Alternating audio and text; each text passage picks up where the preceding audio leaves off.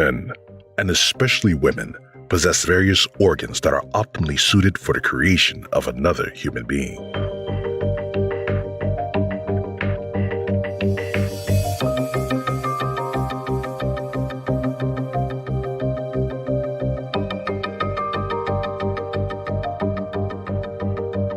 The ovary possesses about 500,000 eggs embedded in follicles. Several follicles, and therefore eggs, mature in each cycle. The dominant follicle grows to about 2 centimeters and the fimbriated end of the fallopian tube, which eventually catches the egg, moves to the site of ovulation.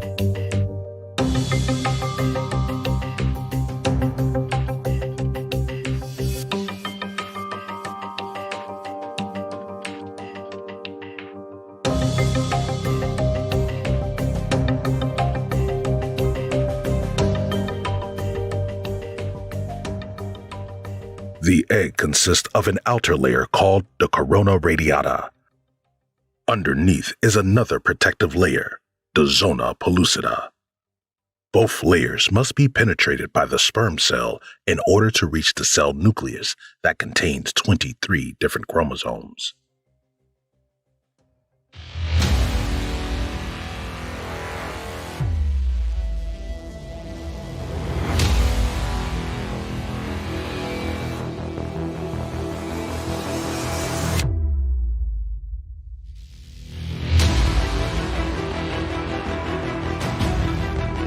Each chromosome contains DNA.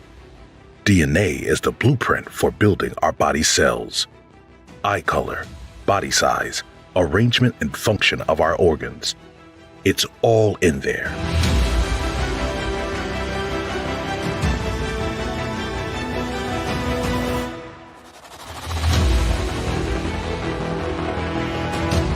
If 2 identical chromosomes occur in one cell, we can later speak of trisomy.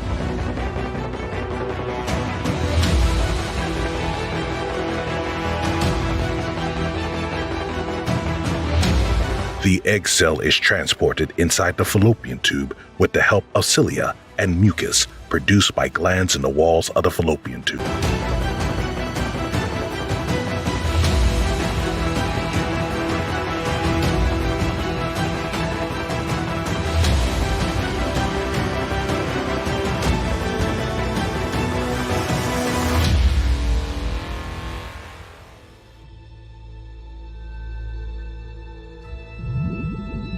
At a speed of about 3 to 4 millimeters per minute, something else makes its way from the other side of the fallopian tube.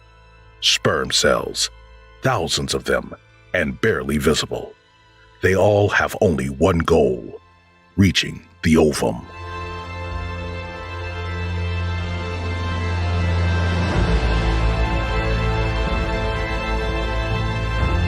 A sperm cell's nucleus contains the male's genetic information.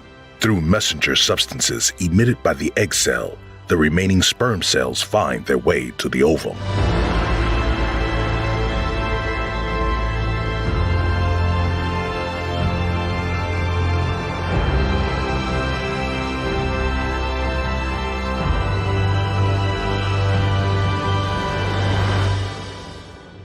The goal of all sperm cells is to penetrate the 2 outer layers to reach the chromosomes.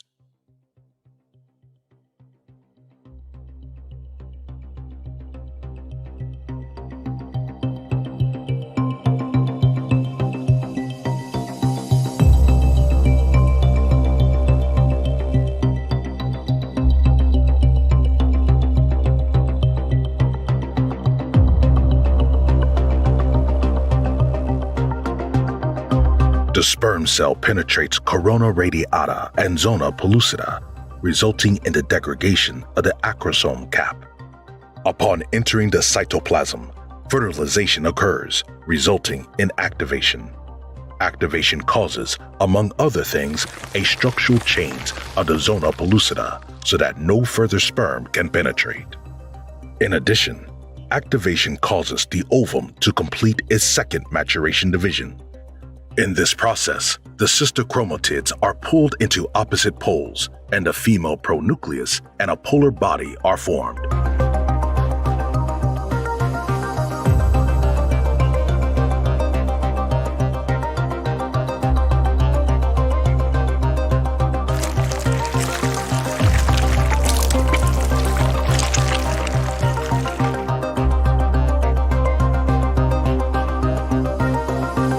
The sperm's tail and head gradually degenerate into cytoplasm. The condensed sperm nucleus rapidly increases enormously in size, and the chromatin decondenses. Thus, a male pronucleus is formed with 23 unreplicated chromosomes that possess the genetic information of the father. As the two pronuclei approach, both double their DNA, resulting in replicated chromosomes.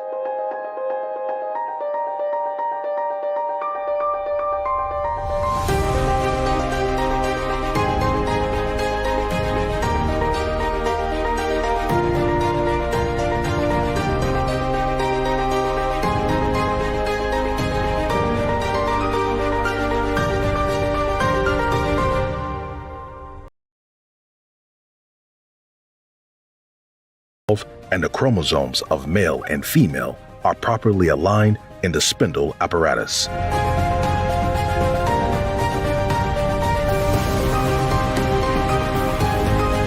Now, the cell is called a zygote, which is the very first cell of the new human being. The stage of cleavage begins. In this process, the cell continues to divide. 2 cells, then 4, then 8. At a 16-cell to 32-cell stage embryo, we speak of a murula, since the shape resembles a mulberry. The cells are still enclosed by the zona pellucida. Thus, after each cell division, whilst the number of cells increases, the size of each cell diminishes. Finally, the blastocyst is formed. The blastocyst consists of a fluid-filled cavity, the cells of the embryoblast and the trophoblast. The embryoblast is the initial structure of the new human being, whereas the trophoblast is the origin of placenta and membranes. Let's see the individual stages in the fallopian tube. Fertilization occurs at the end of the tube. The first cell division takes place about a day after fertilization. Eventually, further cell divisions happen, forming the murula. And in the uterus, the blastocyst is created. At this stage, the mucous membranes of the uterus or womb has already been prepared for the implantation of the blastocyst. Usually, the blastocyst implants in the posterior wall of the uterus. However, implantation can also occur on the side, as we will see in a moment.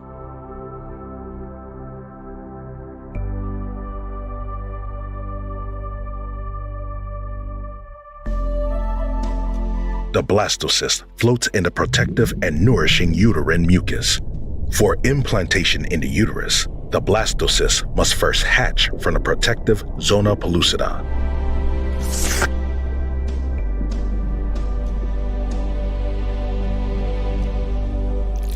Then the blastocyst burrows further and further into the uterine lining, like a parasite.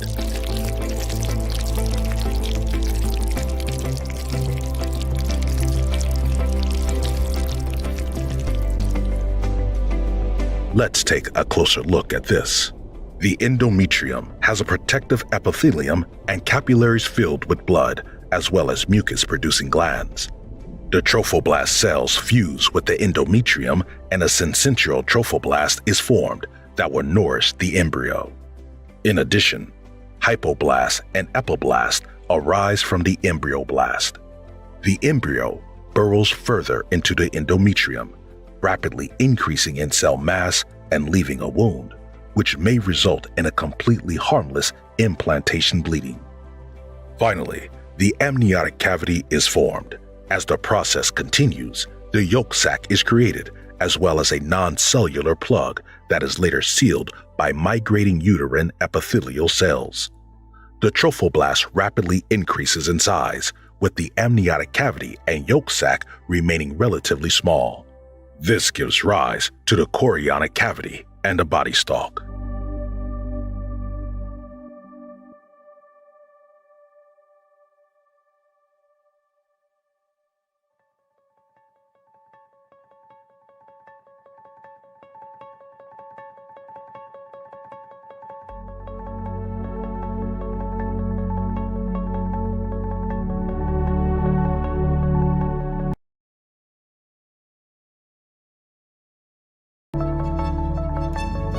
3 germ layers form from the primitive streak and node. This process is called gastrulation. The germ layers ectoderm, mesoderm, and endoderm eventually differentiate into various tissues and organs.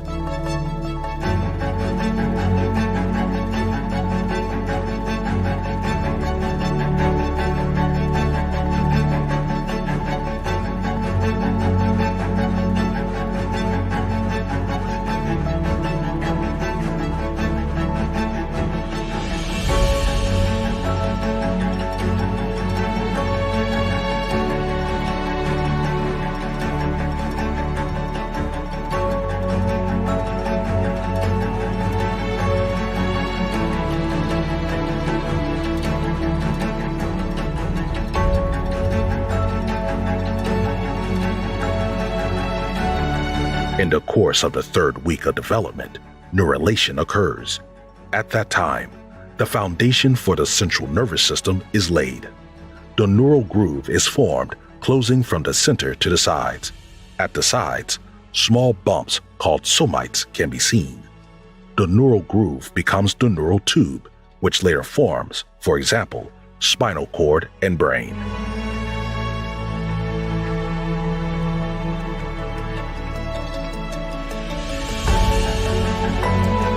Those cells later become the neural networks, which enable us to think.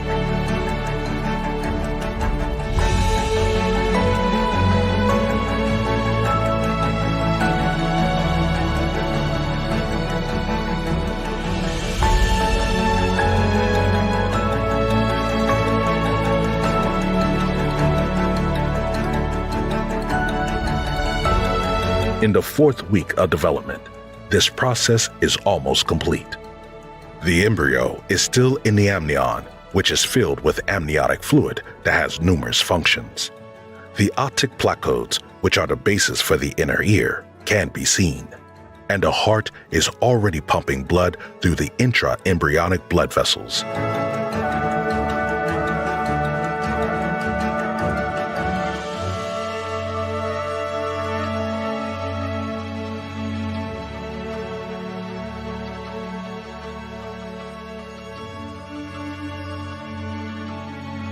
The yolk sac and the body stalk continue to nourish the embryo.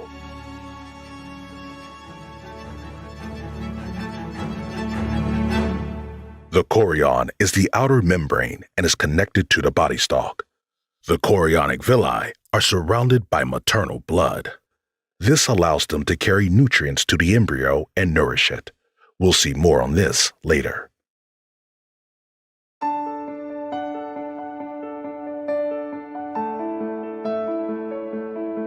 During the 4th week, 3 pairs of pharyngeal arches appear. In addition, the upper limb buds are visible first, followed by the lower limb buds. The embryo is now curved in a C shape. The caudal eminence is tail-like in shape.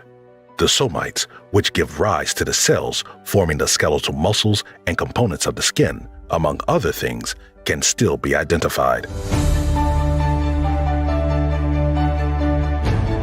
The embryo continues to grow rapidly, measuring approximately 4 to 5 millimeters by the end of the 4th week. The lens placodes and olfactory pits are formed. The later arms and hands, as well as legs and feet, can be already well identified. The hands will develop from paddles to separate fingers by the 8th week.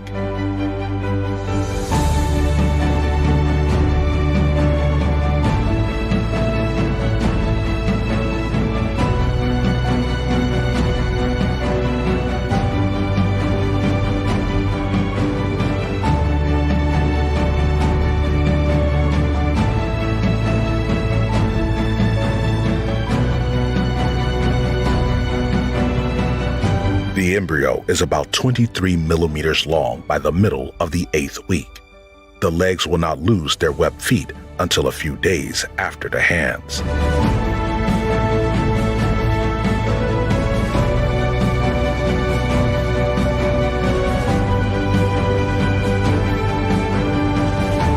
Embryogenesis turns into fetogenesis in the 9th week, and in the 3rd month, That is, from the 12th week on, the fetus already has a human-like appearance.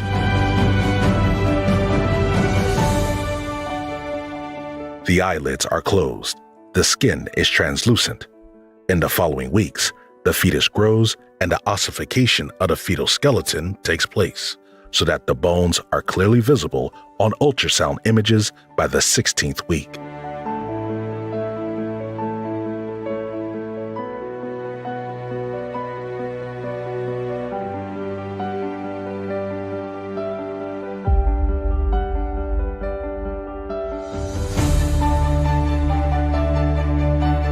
In addition, the body is completely covered with downy lanugo hairs, which help, among other things, to keep the vernix secreted by dedicated cells on the skin. The vernix protects the skin from direct contact with the amniotic fluid. From about the 18th week, the mother can feel the baby's movements. In addition, the sucking reflex has already been established. By the 28th week, the hair on the head, eyebrows, and eyelashes continue to grow. In addition, the eyes open. The fetus gains a lot of mass in the last few months, and the lanugo hairs and the vernix gradually fade away. It is also slowly getting tighter and tighter in mom's belly. At first, the fetus is supplied by the body stalk and yolk sac, but then more and more by the umbilical cord and placenta. Since the fetus possesses both the DNA of the mother and of the father, the blood of the fetus must not mix with the blood of the mother. The placenta is responsible for this. It is responsible for the exchange of substances between mother and fetus. The chorionic villi, which were previously completely distributed over the chorion, have regressed to other parts of the uterus. The remaining villi are part of the placenta. Maternal blood, rich in oxygen and nutrients, enters the intervillous space via the arteries. Veins carry away the oxygen and nutrient-poor blood.